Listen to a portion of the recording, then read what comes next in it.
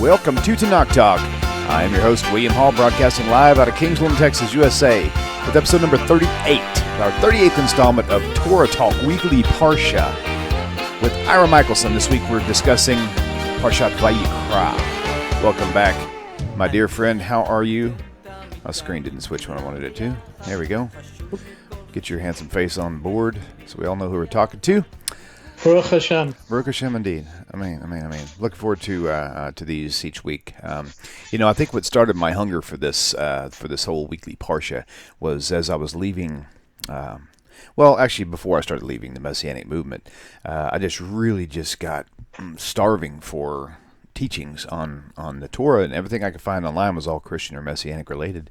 And so whenever I ran into the Chabad.org, I just fell in love, and I just downloaded 20 hours a week of just these Parsha after Parsha after Parsha, and that really just and the cool thing about it, I like it, is being able to go online, find the teaching about the Shabbat that's coming up, and listen to the same thing that every religious Jew in the world who participates in Torah Parsha, or shall I say most every Jew, and actually study the same thing that they're studying at the same time. And I just thought that was fascinating. Right. I'm really excited about that. So it's good to have you back on here. As I've always said, you're one of my favorites. You always will be. I put you on the spot like that, yeah. But no, it's okay. We had a friend stay with us over Shabbat. She lives in Australia, probably follows, watches Tanakh Talk as well. Oh, cool. And we were doing some learning over Shabbat, I was teaching her some Likutei Maharan, Rabbi Nachman as it relates to the Ger.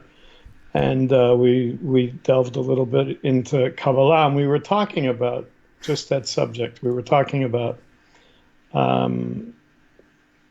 the nations as it relates to Torah.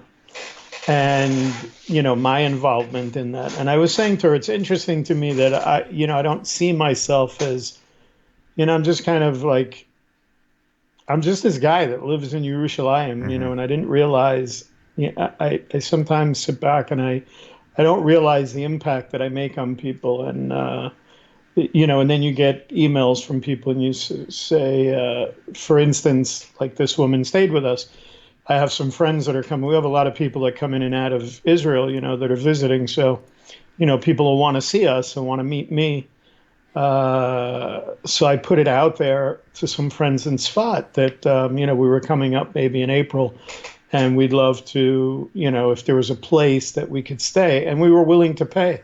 And out of the blue, I got a Facebook message from somebody that said, I've been a longtime follower of yours, listening to your teachings, and I live in Tzfat. I'm not Jewish. I'm in the process of conversion, but I want you to stay at my house when you come up for free. And so it's just amazing how, nice. How Hashem works these things out and connects people. And I was saying to this woman that stayed with us, who's now become, almost like family. She was here on a tour several years ago, and I was just getting ready to leave from the hotel where, all of these people were staying. And 3 or 4 people came running after me, and they said, oh, we wanted to meet you. We specifically, not that they came on the tour to Israel to meet me, but, right. We were so looking forward to you coming, and then we heard you were leaving, and they stopped me. And I said, this is how divine providence works. It's, you're sitting in my house now, right, having a Shabbat meal, and had you not chased after me, that day at the hotel in Tiberias, we wouldn't be sitting here now, and we wouldn't have the relationship that we're having now, and you wouldn't be asking these questions, and we wouldn't be learning Torah together. So as I just said to this woman just before we started the show, the same woman in Tzfat said to me, and don't worry, you don't have to entertain me, and you don't have to worry about including me in anything. And I said, you don't understand. It's not about me entertaining you or including you. It has to do with me fulfilling the mission that God gave me, which is to disseminate Torah and disseminate Torah to the nations specifically. So it's as much a blessing to me, right, to be able to do this as it is for those people that are hungering to hear teaching. So, and the other great thing about it is that there's no set pattern and like almost to use the word interpretation of any one particular passage of Torah, so that you can, I often used to say years ago, if I got stranded on a desert island with one verse of Torah, it would probably last me for my entire lifetime. Maybe even one word from the Wow. from the Holy Torah, because there's holiness in every letter. There's kedusha.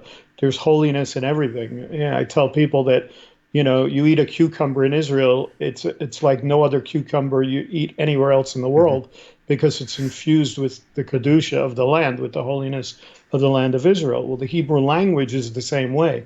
It's infused, every letter, every stroke of the letter is infused with kedusha, with holiness. So you could just, this is why when you and I get together, we can say we're going to do a Torah portion and we're going to talk about Vayikra, and what do? We talk about one word, we talk about one sentence, we Right. talk about one verse.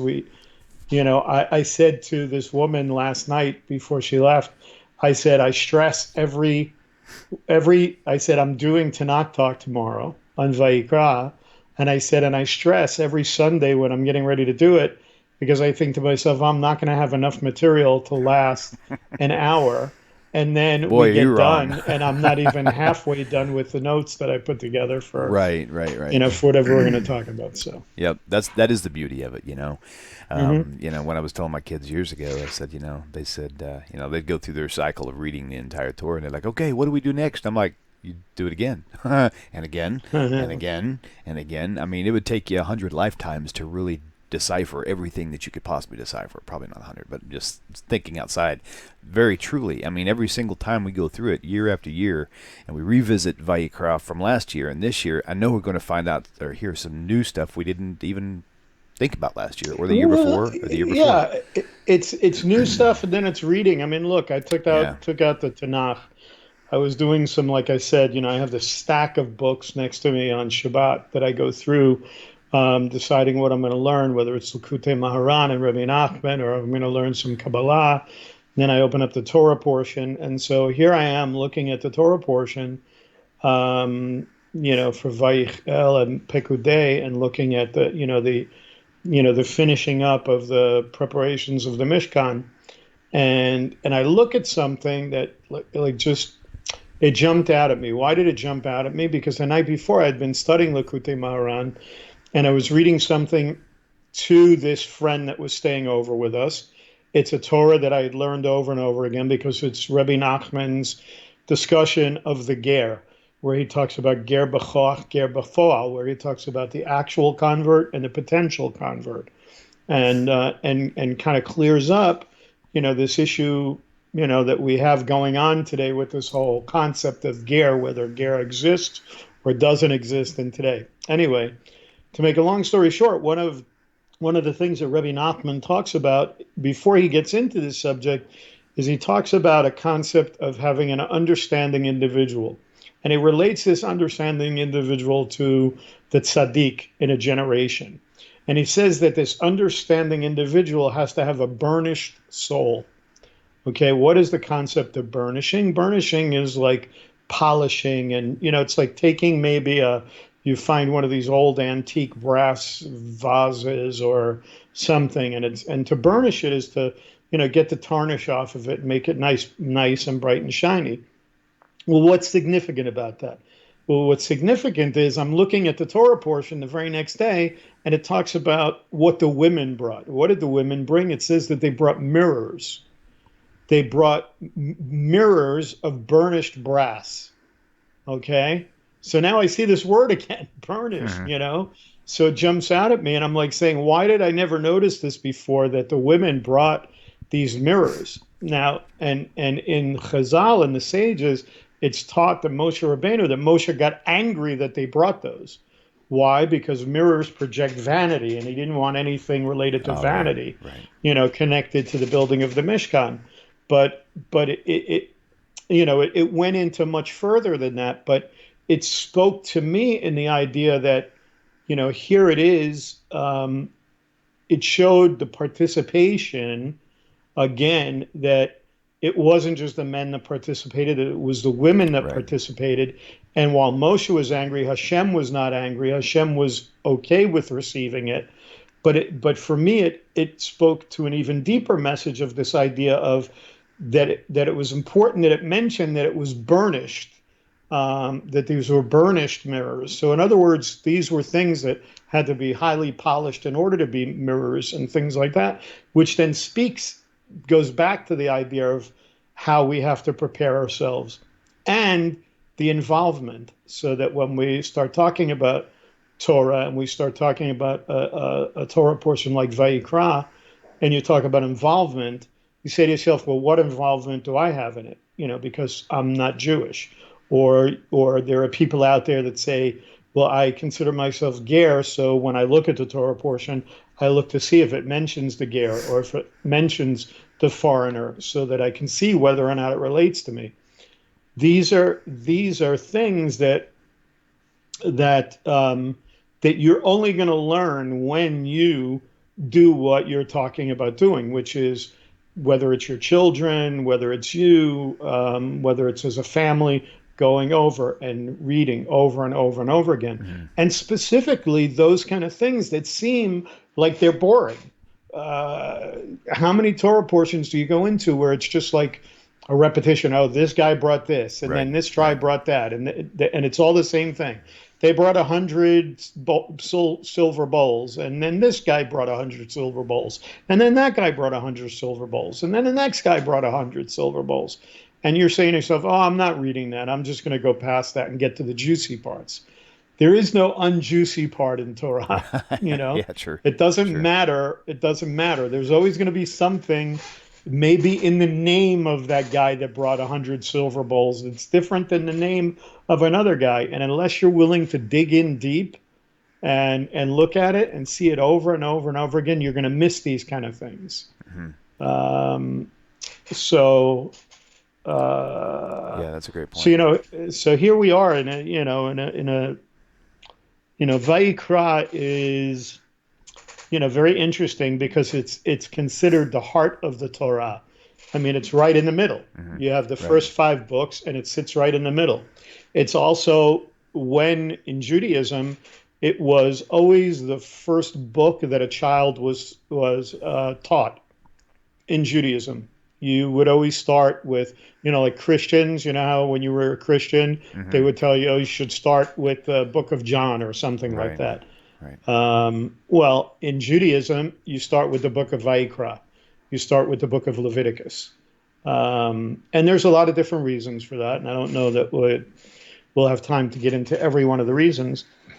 But I thought to myself, how am I going to incorporate this? How am I going to, the idea that William now wants to do this show with the Torah portion geared specifically more towards the non-Jew. How is Vayikra, of all Torah portions, when it's so specifically talking about the sacrificial system, and we come at the end of the construction of the Mishkan, and now Hashem is giving them, the Creator is giving them specific instructions on how to bring the sacrifices and so forth. And it clearly says, Vayikra el Moshe, Vaydaber Hashem alav me'ohel moed lemor, that basically, it's Hashem calling out to Moshe and speaking to him. And then he says specifically, speak to the children of Israel. Mm-hmm. Right. Doesn't say, it says speak to the children of Israel. So you say, well, wait a minute. What does that have to do with anybody else but the children of Israel? Well, it's interesting, because if you look at the words, like I said, and this is where Hebrew is so important. And I understand that not everybody has the ability to read Hebrew and to understand Hebrew.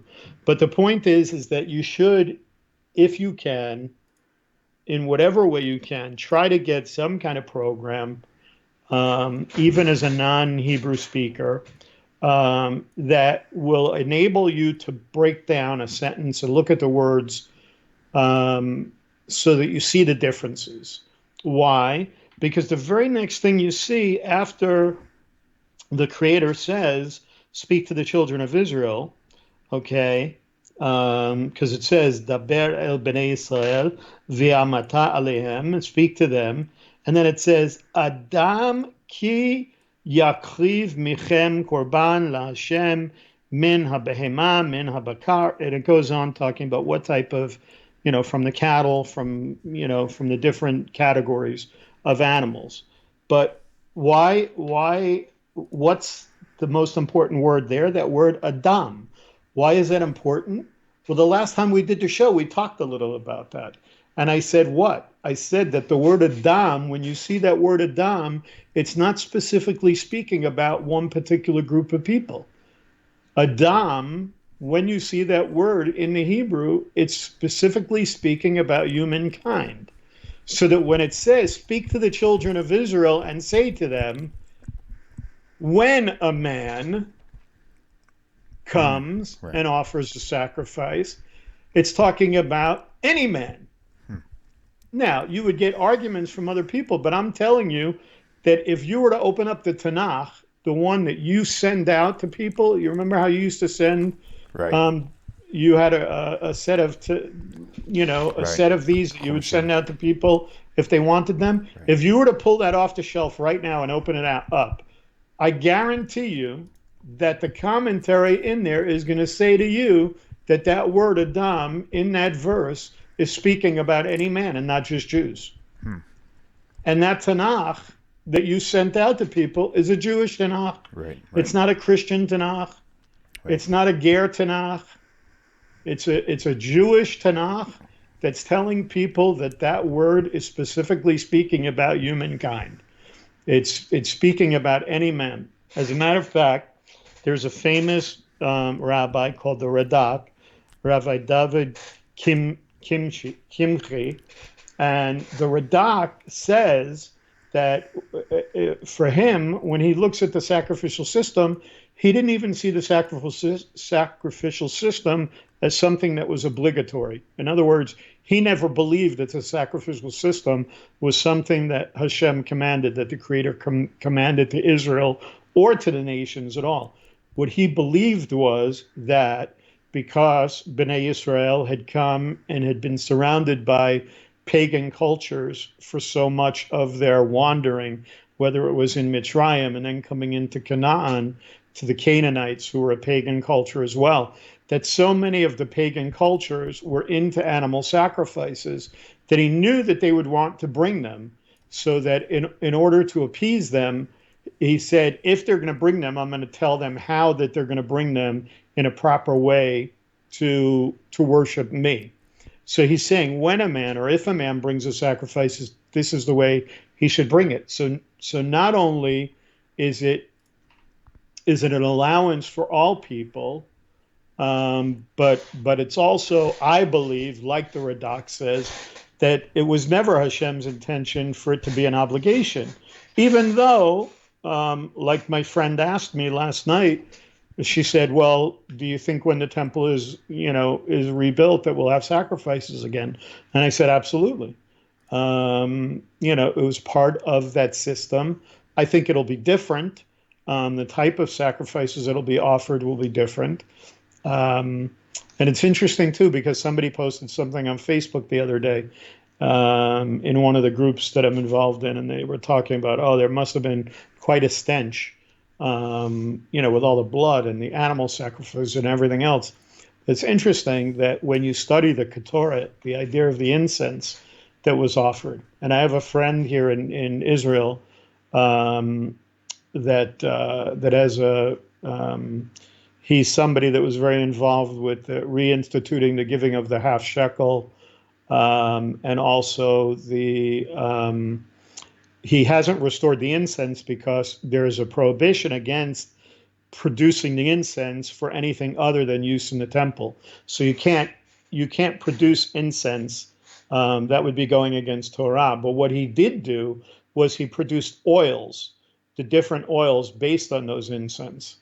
Now, what's taught to us by the sages is that incense almost acted as like an insecticide at the same time, that literally you would not see even a fly Yes, right. within 1 mile of the holy temple, even with all the blood and and so it's interesting. We used to have all of those different spices in oil form, and I used to use them on Havdalah, Hmm. for Havdalah, all of them, and we would take the caps off. I can remember a couple of times, I kid you not, that there were flies in the room where we were doing Havdalah, Uh-huh. and as soon as we took the caps off of all those oils for Havdalah, boom, they were gone. You didn't Nice. see an insect or a fly anywhere in the room. Wow. Um, so so it's crazy, things that you see like that.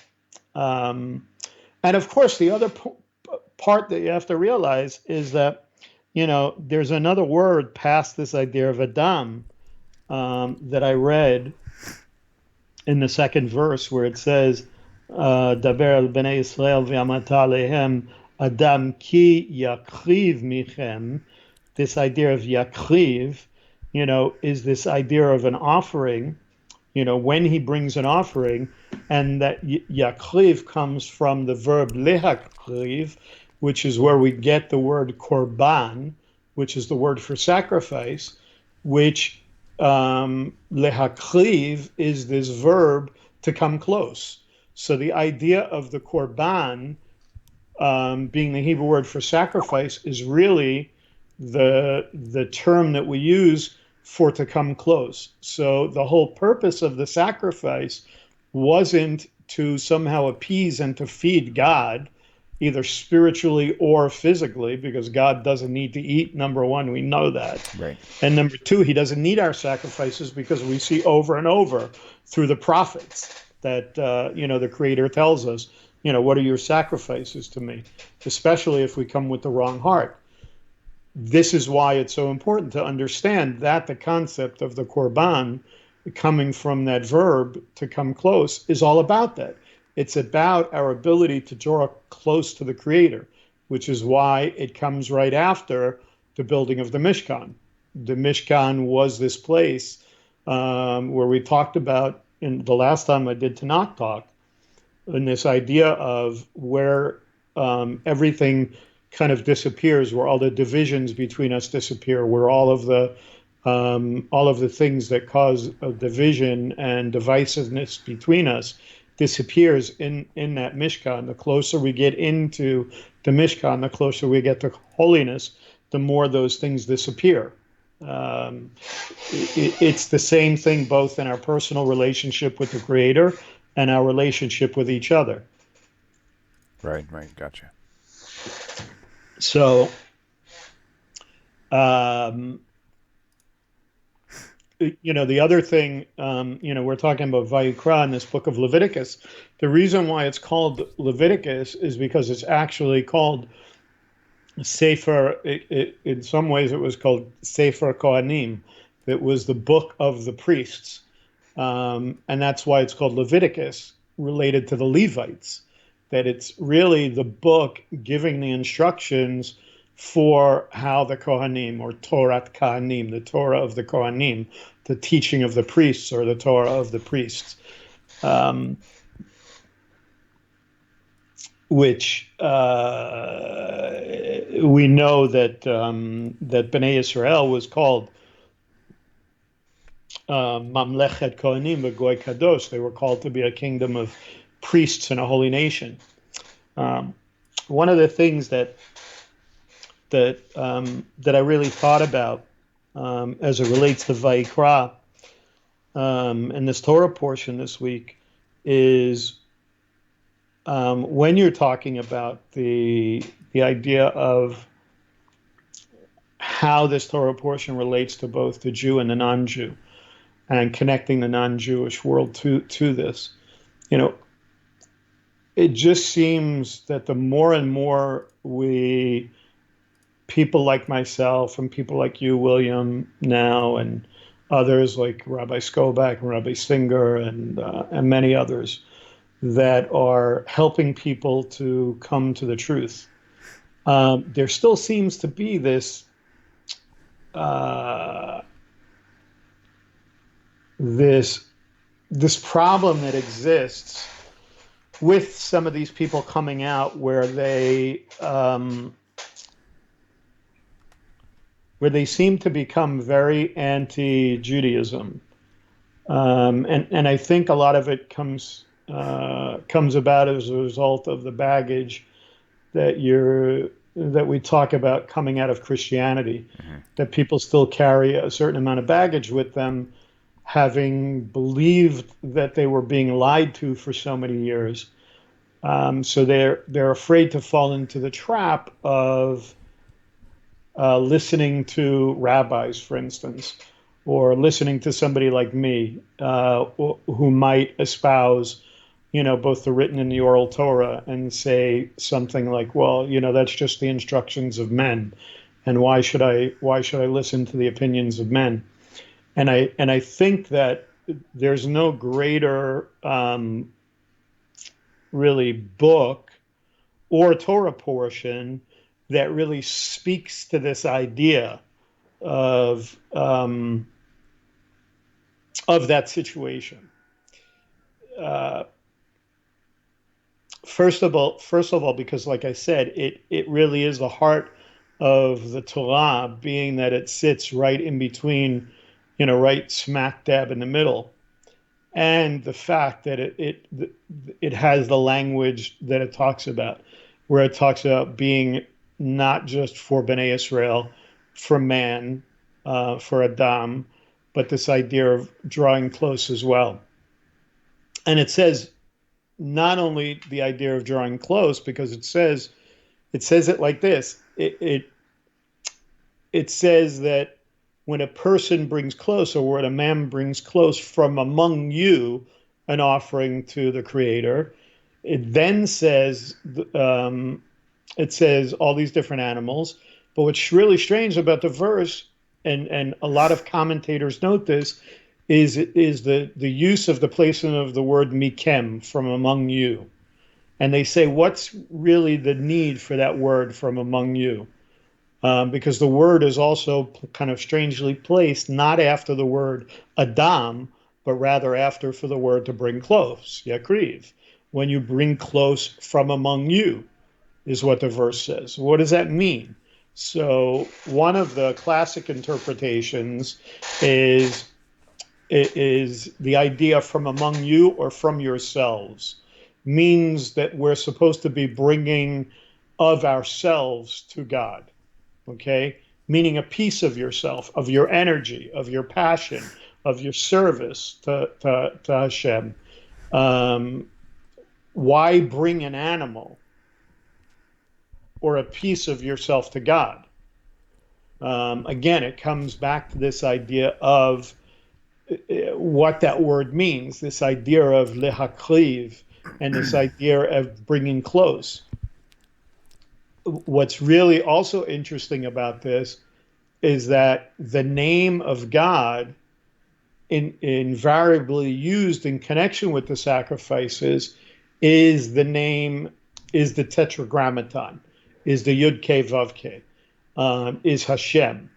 And when you see that, there's a difference between the different times that we see the different names of God, like Elokim.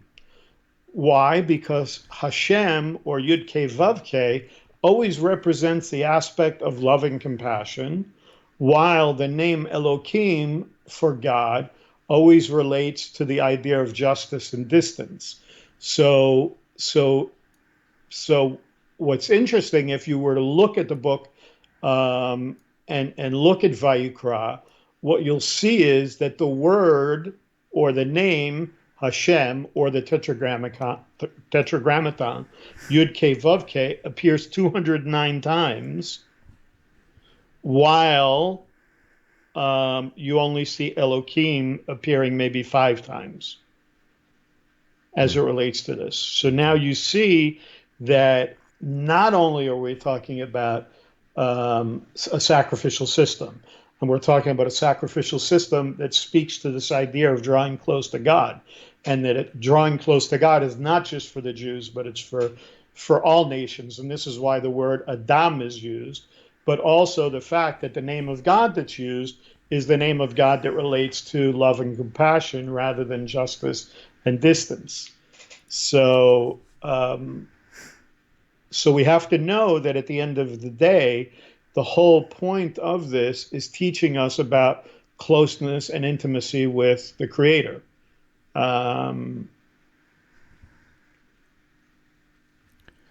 There's a question by Maximo Soldier. Is there Okay. is there any reason? Excuse me. Is there any real benefit for a non-Jew to be a Noahide,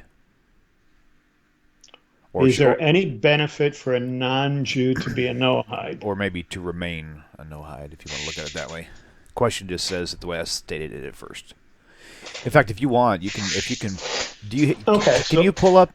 Can you pull up the YouTube channel? And because if you want to, every once in a while, glance over the chat box and see if there's anything there that you want to address along the way. Or if it's too distracting, don't worry about it. I'll just pop a question in. it's distracting for me, Okay, but no problem. I'll keep an eye on it. all right. So look, it's a question that comes up all the time, and the issue becomes one of uh, I try to see how I can do this. Like, I don't really care about getting into trouble with my Jewish brothers and sisters. Right. They get mad at me when I go too far off the deep end with some of these things. I think part of the problem is that it comes to an issue of identity. I think too many times people can turn identity into avodah zarah. Now, it's easy for a Jew to say that, like me, because they'll say, well, you have an identity. You were born Jewish. The thing that I try to impart to people is the importance of understanding that the Creator didn't just create Jews, He created neshamot, He created souls. Okay? And His desire is for each person as a living holy soul to reach their potential, to fulfill their mission, if you will, to elevate themselves above nature, to return themselves to the source of light, which is the Creator. And you can't do that when you're focusing yourself on an identity. When you have to have a title, when you have to be a Jew, when you have to be a Noahide, when you have to be a Ger, when you have to be Ger Toshav, when you have to be this or that or the next thing. The benefit to anybody is what we're talking about, is having a relationship with the Creator, and recognizing that you do not have to be anything to have intimacy with the Creator. You don't have to be a Jew, or you don't have to be a non-Jew. You don't have to be a Noahide. You don't have to be an observant Jew or an Orthodox Jew to draw close to the Creator. That's the point of the whole thing. So, what I tell people is, as it relates to conversion, if you're somebody that's asking the question in the context of should I stay a non-Jew or should I convert, then I always tell people that there's only one acceptable answer. That for me, when somebody says to me, I'm thinking about converting, and I say to them, why? I ask why a lot when people ask me they want to do something. Like, even if a Jew came to me and said, I'm thinking about wearing tzitzit, I say to them, why? Right. And if they don't have a ready answer for me for why they think they should be wearing tzitzit, and for me, it's not enough to say, oh, well, Hashem told me I should wear them. Other Jews would say, oh, that's a good enough reason. Hashem commanded it. For me, that's not enough. I want to hear what's the reason? Why do you feel the necessity to do it? So with conversion, when I say to somebody why, and they just give me a blank stare, I say to them, "You're not ready." And they go, "What do you mean?" I said, well, because one time I asked the person a question, and it was actually talking about, he was Jewish, and he was thinking about marrying a non-Jewish girl that was in the process of converting. She was living here in Israel and going through, and she was in the IDF, and she was going through the IDF conversion program. And she actually, like you, has a father who is very well known in the Messianic community still. And I asked him why did she want to convert? And he said her answer was that even if she didn't marry him, she wanted to be able to marry a Jewish person and have her marriage recognized by the Rabbanut in Israel. Wow. And I said, you don't see that as being an issue, as being a problem. And I'm not even talking about the fact that can you trust whether or not she's still holding on to her old lifestyle and how she was brought up. I wasn't even talking about that. I was talking about that. How in the world do you come up with a reason like, oh, well, I want my marriage to be recognized by the Rabbanut? And I said to him, here's the only answer I accept. A person should be able to look at me in the face and say, I can't imagine living my life another day Right. without being Jewish. Right. Okay? If you're at a place in your life where you are so connected to Hashem and you so want to serve Hashem that you can't imagine another day, waking up another day without being Jewish, then by all means convert. But if that's not the case, then it makes no sense. Because as I told this friend that was staying with us, I said, why would you, as somebody not born Jewish, want to take on all of these mitzvot that you're not obligated to? Okay? Because whether you're Jewish or not, every obligation you take on, every mitzvah that you take on, whether we're talking about a sacrificial mitzvah or any mitzvah that you decide as a Jew or a non-Jew to take on, should be for one reason and one reason alone. It should never be because you're obligated. You can say, as a Jew, I'm obligated. I'm part of Bnei Israel. I was obligated because my people stood at Har Sinai. It's not good enough. You'll read over and over again from people like the Ramchal, from the Holy Bala Sulam, Rav Ashlag, and different great tzaddikim that'll say there's only one reason and one reason alone to keep the mitzvot, and that's in order to please the Creator. And if you're doing it for any other reason, to me, you're wrong. So to answer that person's question, you would have to give me more context of what he means by that. Right. Is there any benefit to remain a Noahide? Because he may be thinking to himself, well, prove to me that the Noahide laws exist. And that's where I was going with this, right. Actually. Because one of the things that I see oftentimes is these people that come out of Christianity, and now suddenly they become experts in halakha, and they become experts in everything Jewish, and they say, oh, I'm only going to follow the written Torah, and I'm not going to follow the opinions of men, right. And that oral Torah doesn't mean anything, and show me in the Torah where it says that I should keep the Noahide laws. It doesn't. There's no such thing. It's nonsense. Earlier you and I was talking, and I had a conversation with a guy, and I guess the logic I was trying to come from the angle of was, if it took you 15, 30 years to study your way out of Christianity, how is it that you can, and you've only been out of Christianity for 6 months, 8 months, a year, even 2 years, even 5 years? How is it, like you said, how is it that all of a sudden you're an expert on the oral law and on Judaism and whether or not the Noahide laws are nonsense? I mean, my reasoning would be, my logic why you would not want to do that is like I mentioned to the same person. I said, if you heard someone else say, or maybe one or two other people say, that your neighbor across the street was cheating on their spouse, would you go and advertise it to the world? Hey, my neighbor that lives at this such and such address cheats on his wife or cheats on her husband, whatever. Mm-hmm. And the answer obviously would be no. That's the stupidest thing you'd ever want to do. So why do you want to do that with Judaism and with things like this, things that you've only heard things about? You don't even know where to find the proof. You keep searching in the same places, talking to the same people who already said that she was cheating on her husband, or vice versa. So right. How is it that you became a scholar all of a sudden? I mean, I'm not saying one way or the other, but the pure logic of it makes no sense whatsoever. To be able to go out and just blaspheme in a very negative and harsh way. And see, that's how I see some of these things coming up are very attacking. Like, not just like curiosity, like, hey, I am kind of curious. Could you help me with this? It's more like, oh, this is nonsense. Y'all need to stay away from this. Blah. I'm like, how can you do that with a clear conscience on any topic? I don't get it. Right. I don't get it. I wish, if there was anything, that I could get out in what we're talking about tonight, it would be the same thing that I brought up the last time we did Tanakh Talk. And I think it's so significant.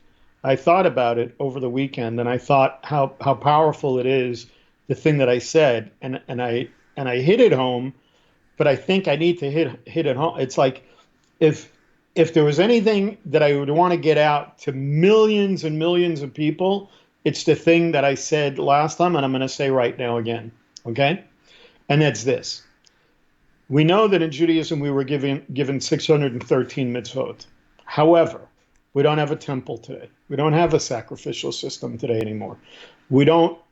We have Kohanim and Levi'im, but we don't have the ability for those Kohanim and Levi'im to practice in the way that they were supposed to because of a lack of a temple.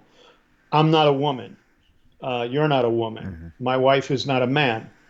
When we break it down now, okay, taking away all of the mitzvot that we're not able to keep because not everybody's living in the land, we don't have a temple and all those things, it really comes down to the fact that there were maybe somewhere between 60 or 70 mitzvot that a Jewish person can keep today. Okay? Now listen to me closely, everybody, because this is really important. Okay?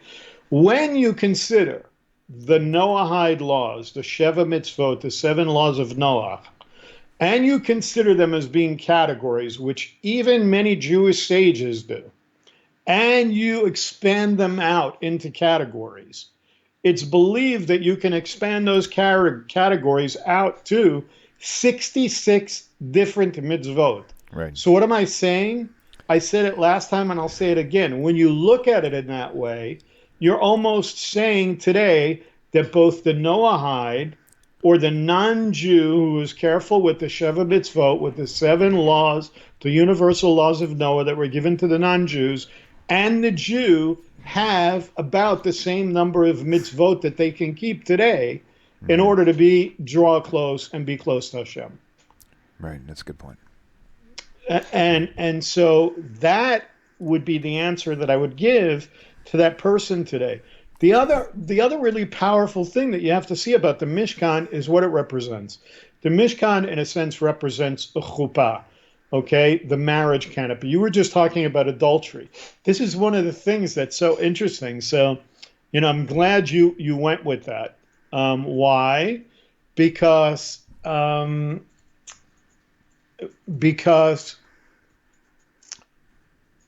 there is, when we talk about this idea of, first of all, the idea of it not just relating to the Jewish person, and this idea of Adam, man, when a man comes, right?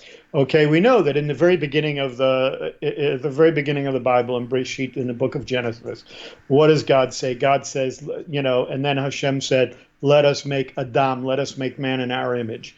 And the idea of Adam there relates to mankind, not to the Jewish people. I talked about that last time. Good point. Okay. And then we're talking about these people that make these comments about Judaism and the oral Torah and everything else.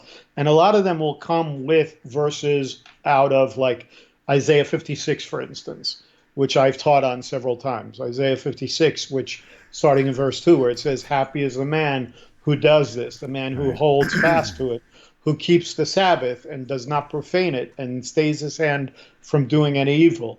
And then it says in verse 3, "Let not the foreigner say who has attached himself to Hashem, that Hashem will keep me apart from his people. And let not the eunuch say, I'm a dry or withered tree. For thus says Hashem, as for the eunuchs who keep my Shabbatot, my Sabbaths, who have chosen what I desire and hold fast to my covenant, I will give them in my house and within my walls a monument and a name better than sons or daughters. And I will give them an everlasting name which shall not perish."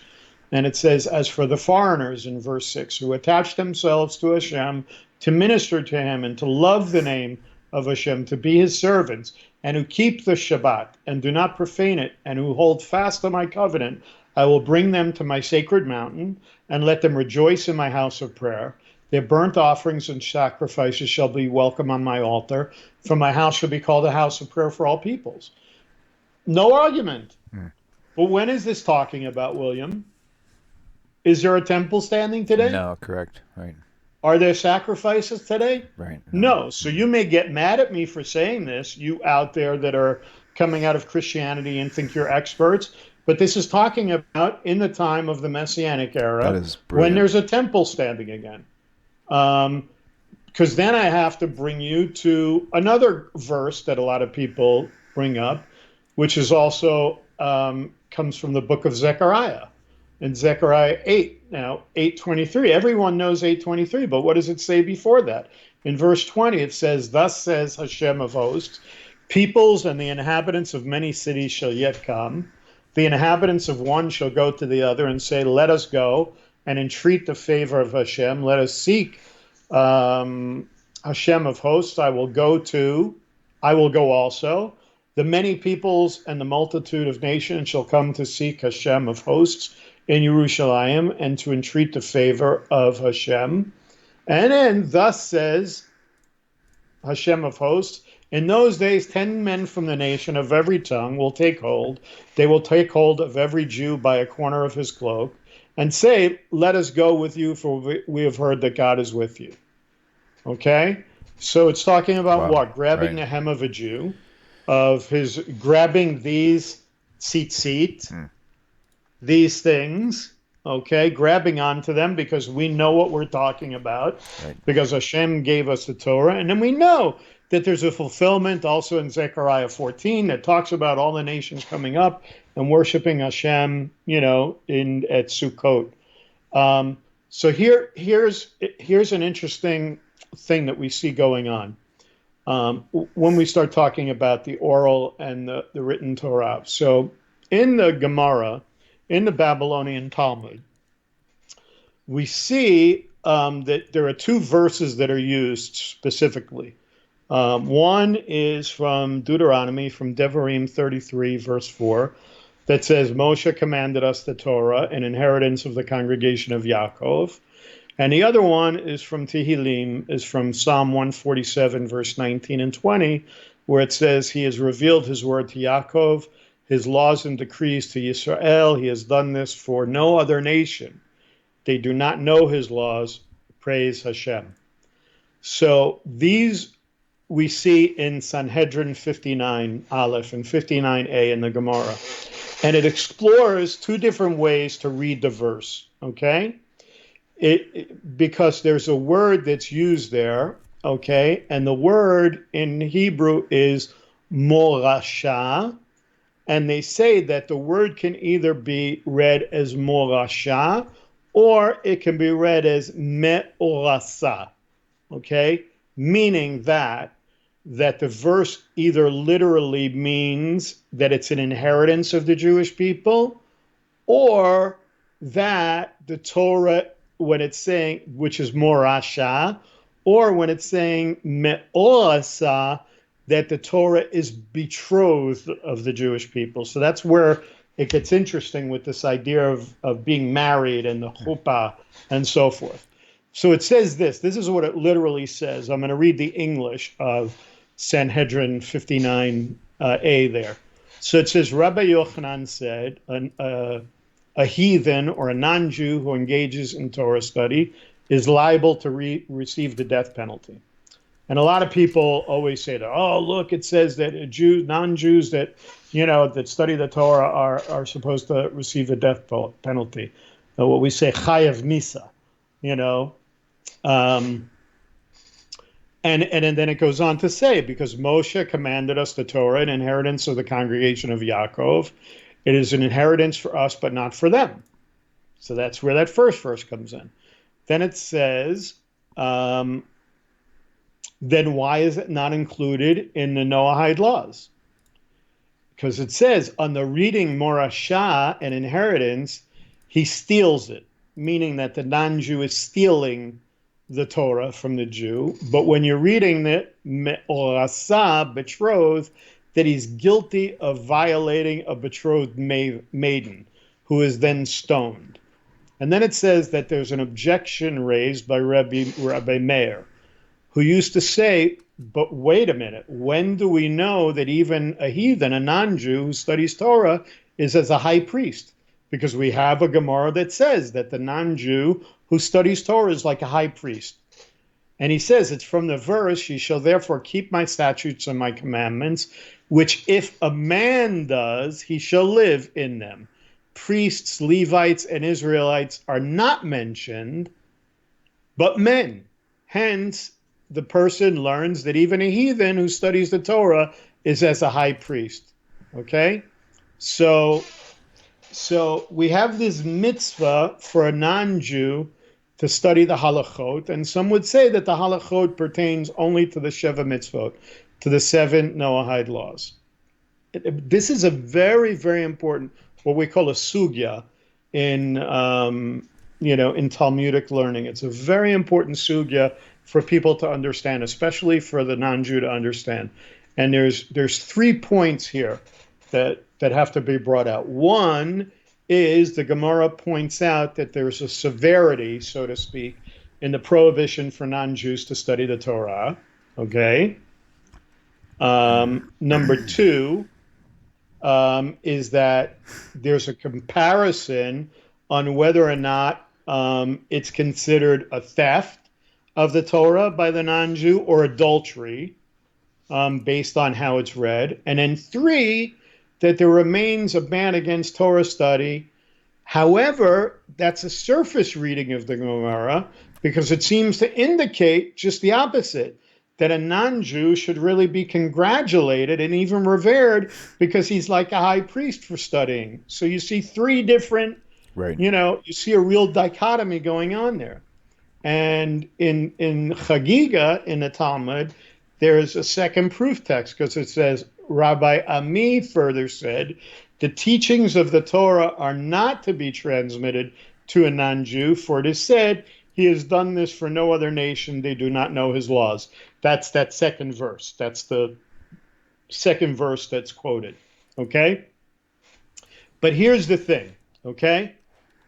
If non-Jews are barred from the study of Torah, according to Sanhedrin, if it says that they're barred from studying Torah, the question then has to be asked, what is really being said there, and what is the fear, if any, that is being expressed by those who are writing the Gemara and those Jews today that we see that are coming against this idea of Torah being taught to the Jews. And here's one of the things that comes up, okay?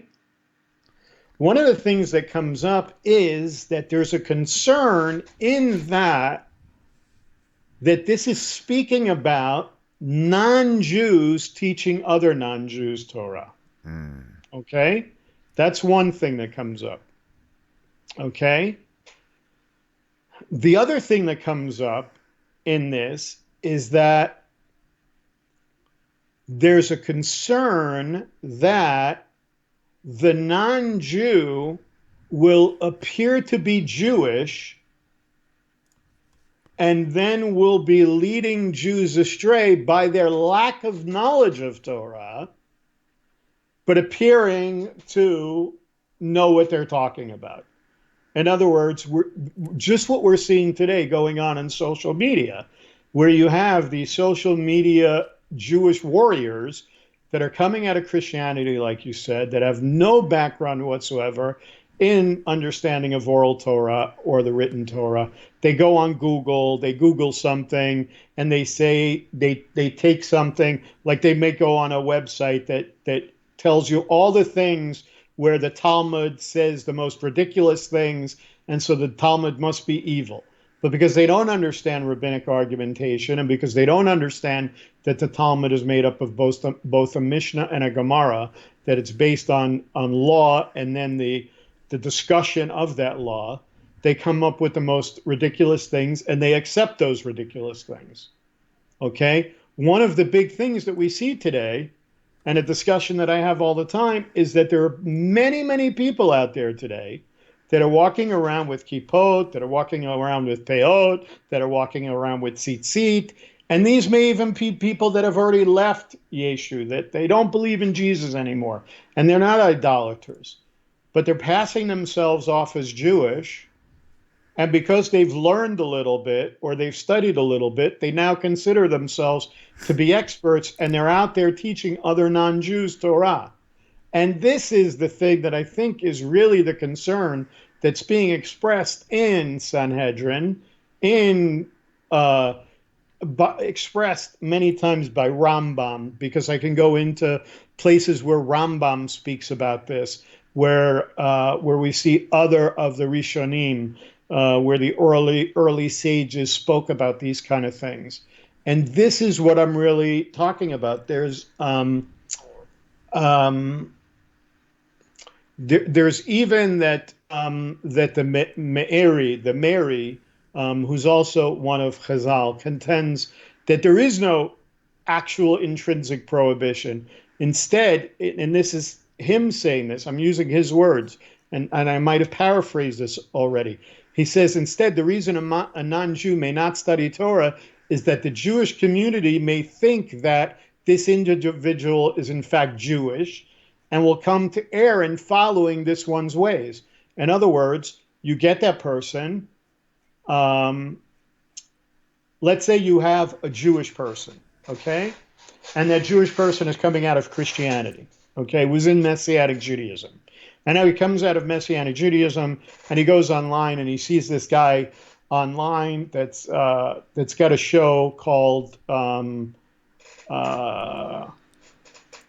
Tanakh Talk, Honest Tanakh Talk, okay? Right. And the guy's sitting there not like you with a baseball cap and whatever, but he's wearing a fancy kippah and he's got tzitzit and he's wearing a long black coat and and whatever, and he looks like he's a rabbi, and that Jewish person that came out of Messianic Judaism that never learned anything about Judaism because they grew up secular sees this guy and he's calling himself Rabbi so and so, and he starts learning from him, and he's learning incorrectly. Why? Because that guy that's sitting there in the chair with that show called Real Tanakh Talk is not a real Jew. Right.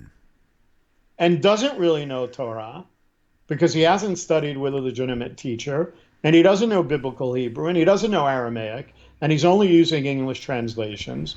So this is the issue that comes up today, okay? So as a matter of fact, there's actually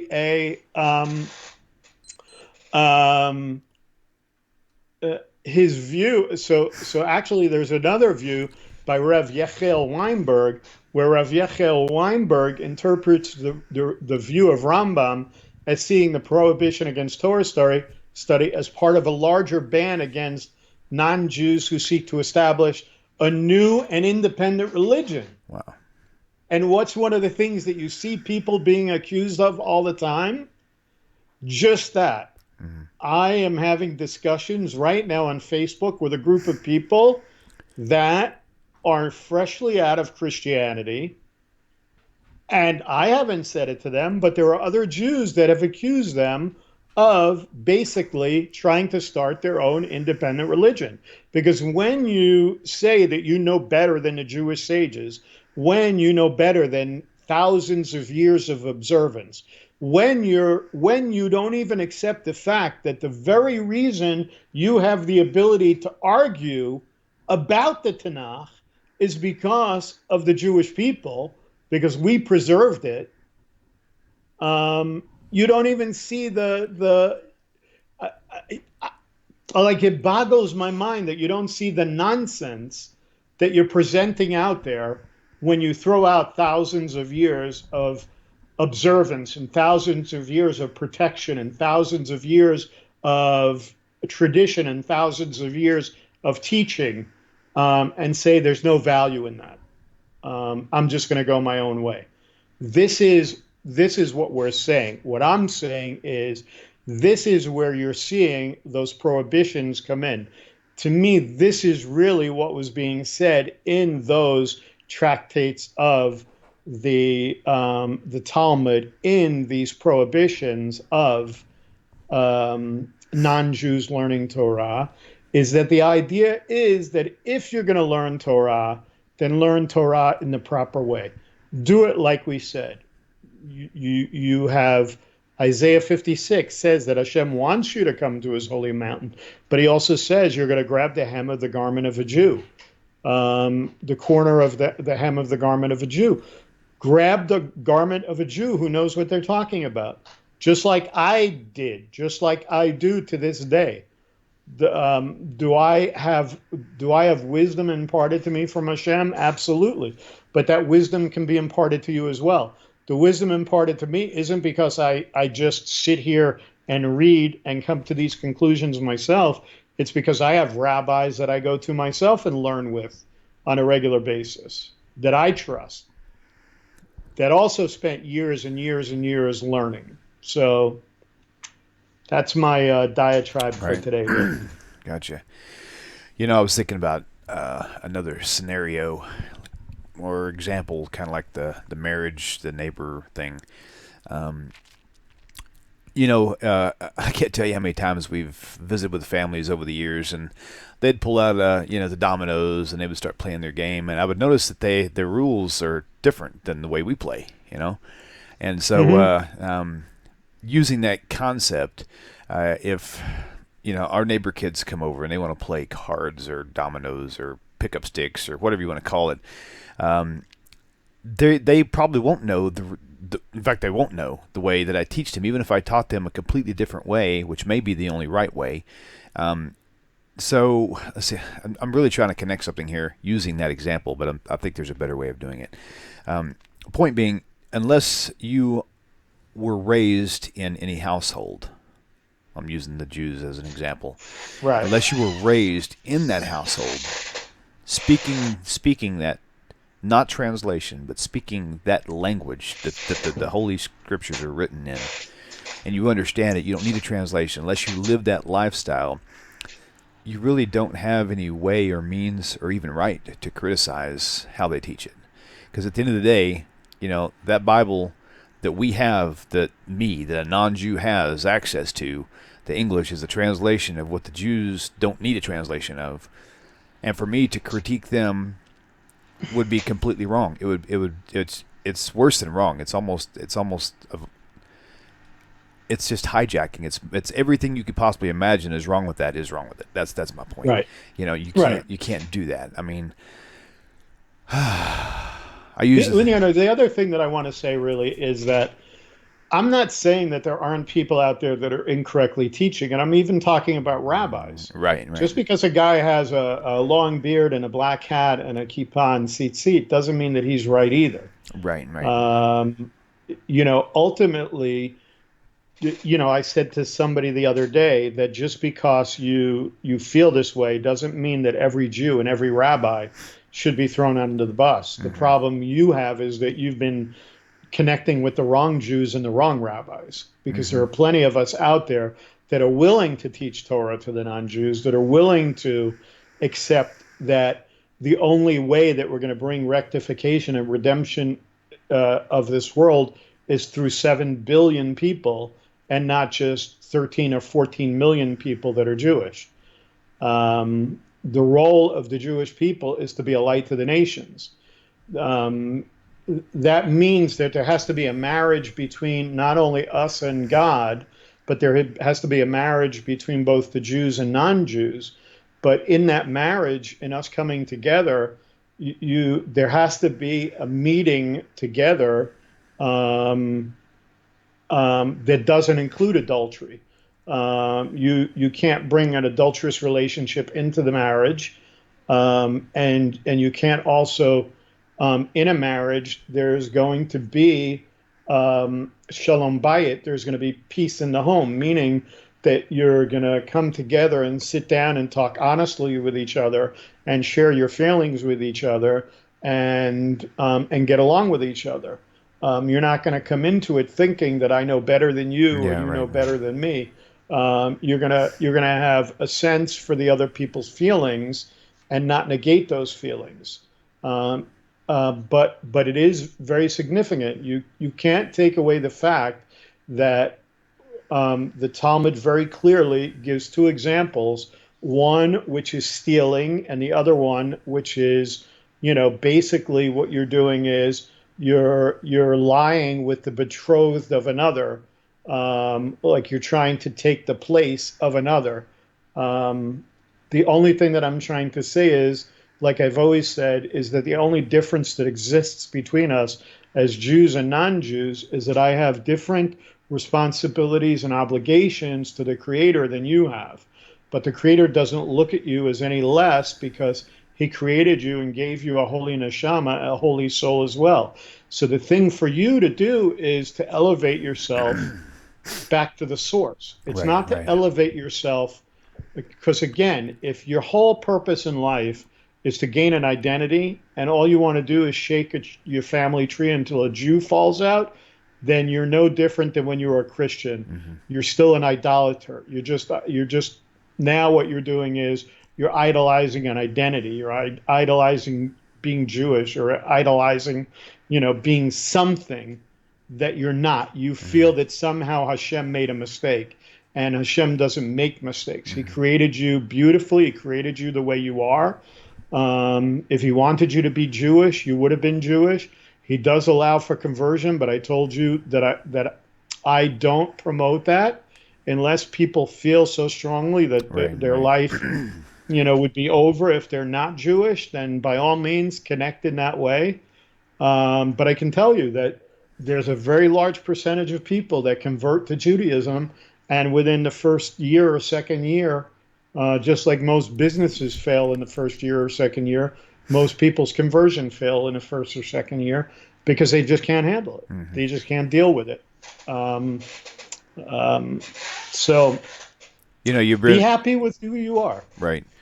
Another thing that you brought up was, just because you're Jewish or just because you're not Jewish doesn't mean you have lesser value.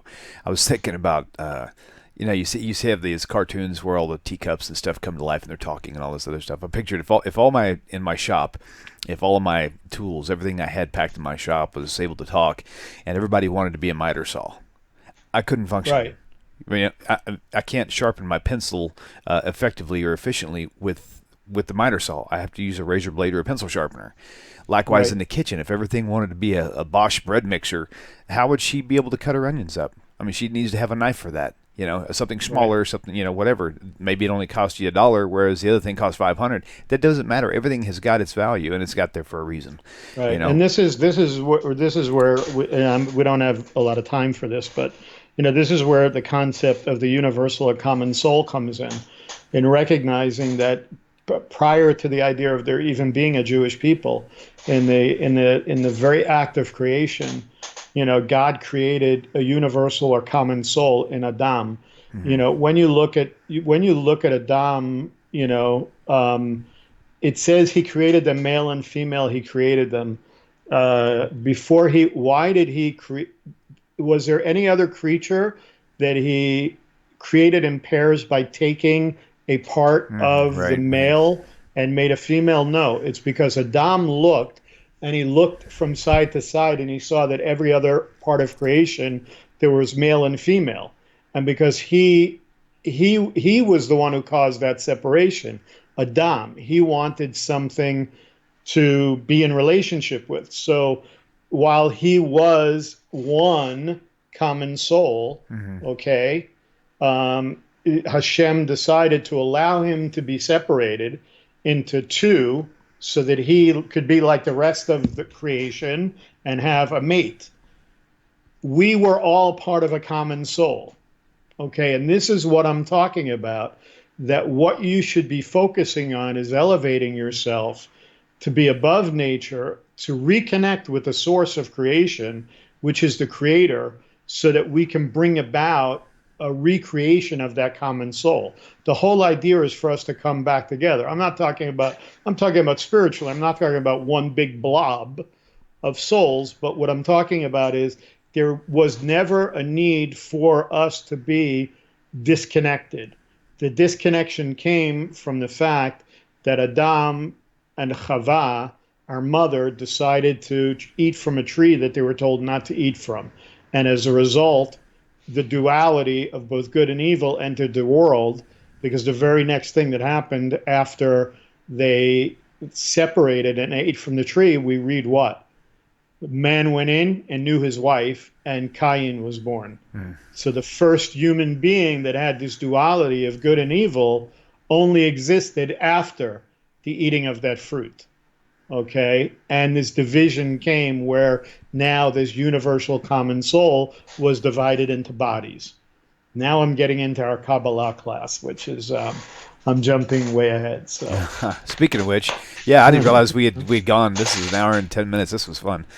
Speaking of that, though, I definitely am wanting to get moving on a class on that. So we got to figure out a good time frame that will work for both of us. And we can discuss it whether it's pre-recorded or live, whatever you prefer, right? Whatever people want, you know. So if you guys have any comments on that, feel free to contact me through Facebook or send me an email or contact Ira at Muna.com. And so it's been a good show. Not long enough as usual, but it's going to have to do till next year on the same Parsha. so we'll see. Well, actually, next week I think I'm doing next week with you as well on Sav. Well, like I told you, you can have as many as you want. So I think we're doing next week again. So. Okay. Well, good luck. I've got a master list. I'll go back and revisit. All right. For sure, so we can confirm everything. So, but thank you all for tuning in. It's been nice. A lot of viewers today. I think we hit about 50 live. So hopefully you were all alive out there. But okay. Yeah. So until next time, love you, Ira, as always, and we'll see you and everyone else next week. Y'all take care. Shavua Tov. Take care. Bye-bye.